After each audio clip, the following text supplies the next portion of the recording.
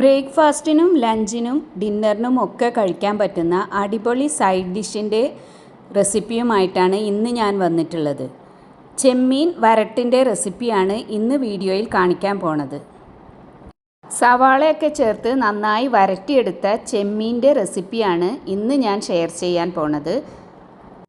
ചെമ്മീൻ വരട്ടിനായിട്ട് medium സൈസുള്ള ചെമ്മീൻ കഴുകി വൃത്തിയാക്കി അതിൻ്റെ നാരെല്ലാം കളഞ്ഞ് ഒരു പാനിലേക്ക് എടുക്കാം. ഇതിലേക്ക് 2 ടേബിൾ സ്പൂൺ മുളക് പൊടി, 1/2 ടീസ്പൂൺ മഞ്ഞൾപ്പൊടി, ഉപ്പും ചേർത്ത് ഒട്ടും വെള്ളം ചേർക്കാതെ വേണം വേവിച്ചെടുക്കാൻ. ഫ്ലെയിം ഓൺ ആക്കുന്നതിന് മുമ്പ് ആദ്യം നന്നായിട്ട് മസാലകൾ ഇതിൽ പുരണ്ടിരിക്കുന്ന രീതിയിൽ നന്നായി ഇളക്കി മിക്സാക്കി കൊടുക്കാൻ. ചെമ്മീൻ കഴുകിയ വെള്ളം കൊണ്ട് തന്നെ അത് മിക്സാക്കി എടുക്കണം. ഒട്ടും വെള്ളം ചേർക്കണ്ട.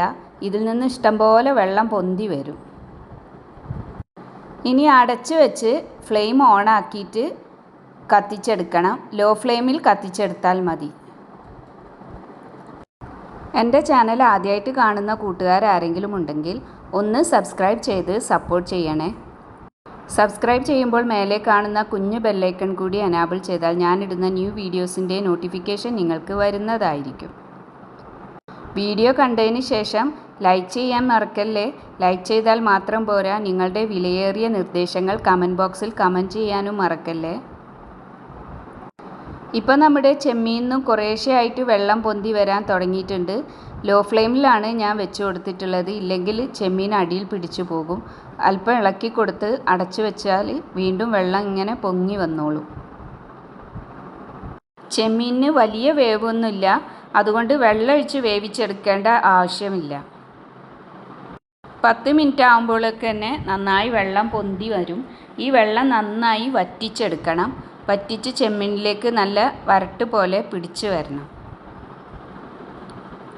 ആവശ്യത്തിനുള്ള ഉപ്പ് ഇതിനോടൊപ്പം തന്നെ ചേർത്ത് കൊടുക്കണം. മസാലയായിട്ട് മുളക് പൊടി, മഞ്ഞൾപ്പൊടി മാത്രം നമ്മൾ ചേർത്തിട്ടുള്ളൂ. മല്ലിപ്പൊടി ഒന്നും ചേർത്തിട്ടില്ല. മുളക് പൊടിയും മഞ്ഞൾപ്പൊടിയും ചേർത്താലാണ് ഇതിന് കൂടുതൽ ടേസ്റ്റ്. ഇനി വെള്ളം വറ്റുവോളം അല്പം ഫ്ലെയിം കൂട്ടി വെച്ച് വെള്ളം വറ്റിച്ചെടുക്കാം. ഇടയ്ക്ക് തുറന്നു നോക്കി ഇളക്കി കൊടുത്തിട്ട് വെള്ളം വറ്റിച്ചെടുത്താൽ മതി. ഇതുപോലെ ചെമ്മീൻ വരട്ട് നിങ്ങളും ഉണ്ടാക്കുന്നുണ്ടാവും. ഞാൻ ഉണ്ടാക്കുന്ന രീതിയിലാണ് ഇപ്പോൾ കാണിച്ചു തരാൻ പോകുന്നത്. നിങ്ങൾ വ്യത്യസ്തമായ രീതിയിൽ കാണിക്കുന്നുണ്ടെങ്കിൽ കമൻറ്റ് ബോക്സിൽ കമൻറ്റ് ചെയ്യണേ. ഇപ്പോൾ ചെമ്മീനിലെ വെള്ളമൊക്കെ വറ്റി നന്നായിട്ട് വരണ്ട് വന്നിട്ടുണ്ട്. ഇനി ഇത് ഫ്ലെയിം ഓഫ് ചെയ്ത് ഇറക്കി വെച്ച് ഒരു പാന് ചൂടാക്കണം.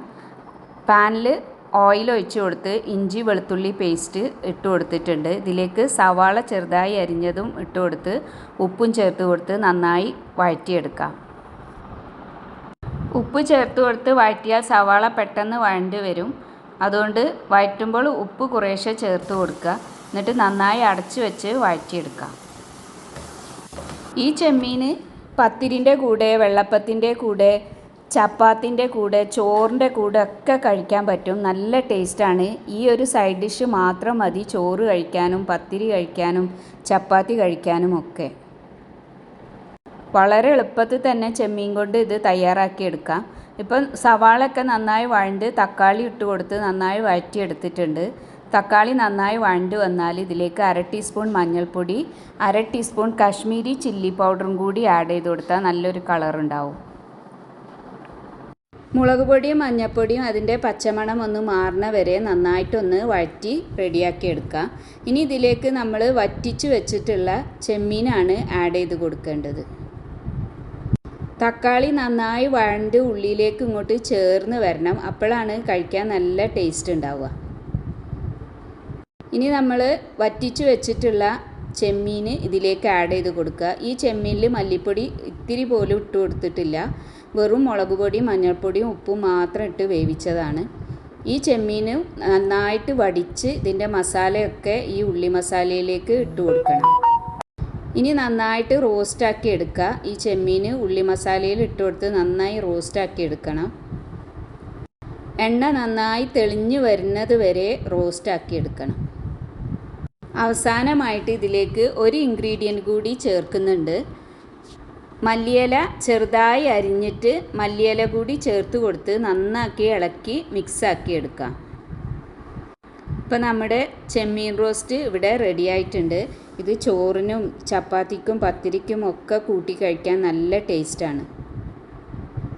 മല്ലിയില നന്നായിട്ട് ഇളക്കി യോജിപ്പിച്ച് എടുത്ത് ഫ്ലെയിം ഓഫ് ചെയ്ത് വെക്കാം. എളുപ്പത്തിൽ ഉണ്ടാക്കാൻ പറ്റുന്ന ഈ ചെമ്മീൻ റോസ്റ്റ് എന്തായാലും ഒന്ന് ട്രൈ ചെയ്ത് നോക്കണം. ഇപ്പോൾ ചെമ്മീൻ നല്ലോണം കിട്ടുന്ന ഒരു ടൈമാണ്.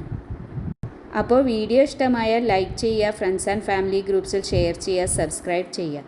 Thank you for watching.